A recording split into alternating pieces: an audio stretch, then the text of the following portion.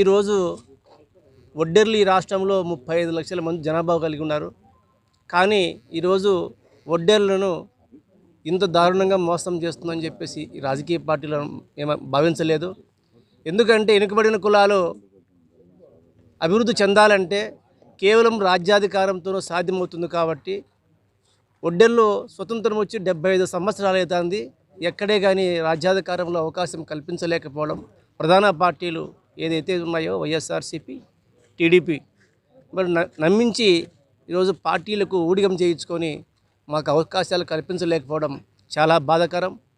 ముఖ్యంగా ఈ round table సమావేశం మా పెద్దల ముఖ్య ఉద్దేశం వాళ్ళ తీర్మానం ప్రకారంగా భవిష్యత్తు కార్యాచరణ సిద్ధం చేసుకుంటాం.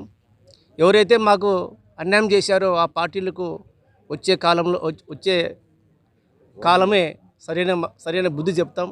ఆ దిశగా ఒడ్డెర్ల యొక్క ముఖ్య నాయకుల అభిప్రాయాలను తీసుకొని మరి ఇండిపెండెంట్గా మరి ఏదైనా పార్టీ వలన మేము ముందుకెళ్ళి పోటీ చేయాలనే ఉద్దేశంతో ఈ రౌండ్ టేబుల్ సమావేశం నిర్వహించడం జరుగుతుంది.